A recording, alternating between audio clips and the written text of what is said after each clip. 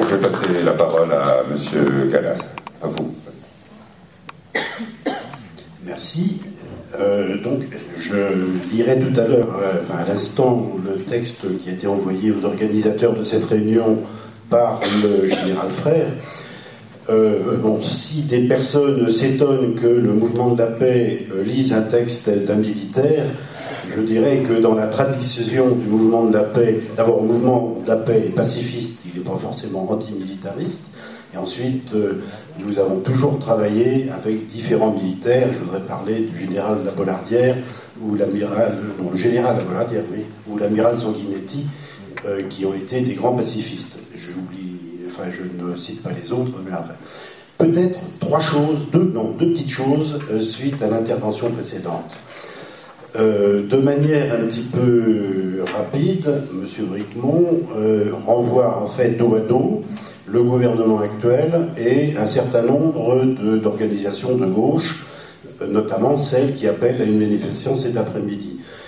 Cette manière de renvoyer tout le monde dos à dos ne repose sur aucune réalité, et je mets quiconque au défi de trouver dans le texte d'appel de ces organisations, comme d'ailleurs du mouvement de la paix, puisque le mouvement de la paix est partie prenante également là, et je le représente en tant que responsable du mouvement pour la région parisienne, quoi que ce soit appelant à une ingérence ou donnant des termes tout à fait vagues sur un nous tout à fait hypothétique.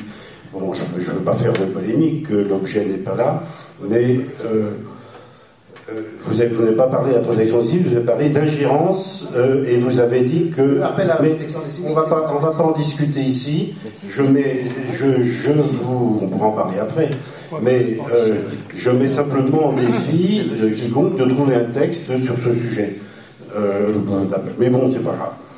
Alors, je vais prendre, donc là, vous imaginez que j'ai un képi, que je suis général, ce qui n'est pas du tout le cas, je suis deuxième classe, volontairement, et donc je vais vous lire le texte de Michel Frère, général à la retraite de brigade.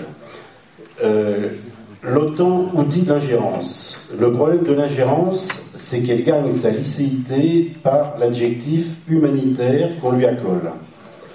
La question se pose, d'une part, de savoir si l'action humanitaire doit systématiquement revêtir une forme agressive, entre parenthèses action militaire ou embargo économique, et d'autre part, de savoir qui en décide l'action.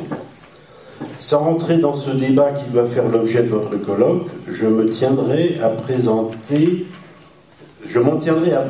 sur l'outil d'ingérence militaire.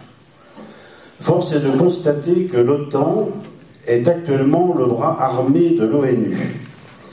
Les interventions militaires sous commandement de l'ONU ont la plupart du temps été vouées à l'échec.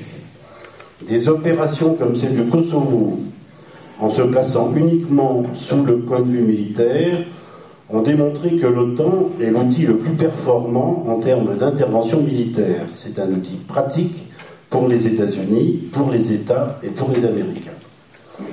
Pour les Nations Unies, elle permet un engagement à moindre coût financier, car les opérations sont prises en charge la plupart du temps par les États membres de l'Alliance.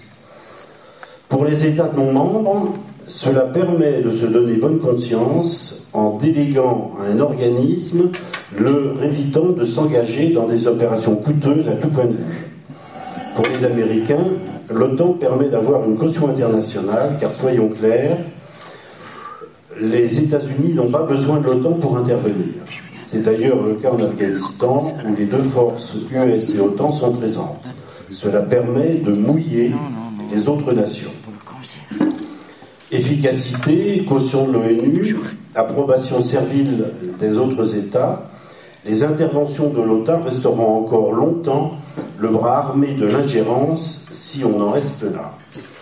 Or, nous ne pouvons pas admettre cet état de choses, d'abord parce que l'OTAN n'a pas plus de raison d'être et parce qu'il existe des solutions alternatives.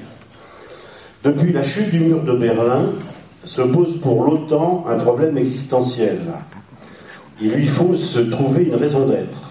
Avec la complicité de l'ONU, Les États-Unis ont réussi à faire admettre que les États-Unis avaient subi une attaque directe et le terrorisme, avec un grand T mis à toutes les sauces aux États-Unis, est tombé à pic pour justifier cette organisation. Avec l'ingérence dite humanitaire, la nécessité de l'OTAN s'est renforcée. Libye, 3 petits points. Or, l'OTAN n'a pas plus de raison d'être, je l'affirme et je le redis. En cas d'intervention militaire, des États mandatés par l'ONU peuvent intervenir. Encore faudrait-il une structure d'état-major onusienne permanente, remplaçant celle de l'OTAN. Cette structure permettrait aussi de mesurer le bien-fondé, les risques et les conséquences avant une prise de décision d'intervention militaire par l'ONU.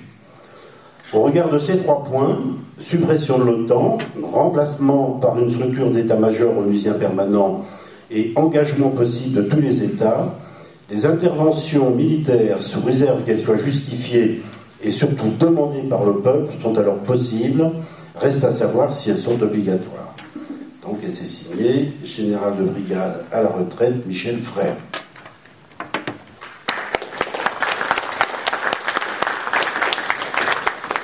J'enlève mon képi.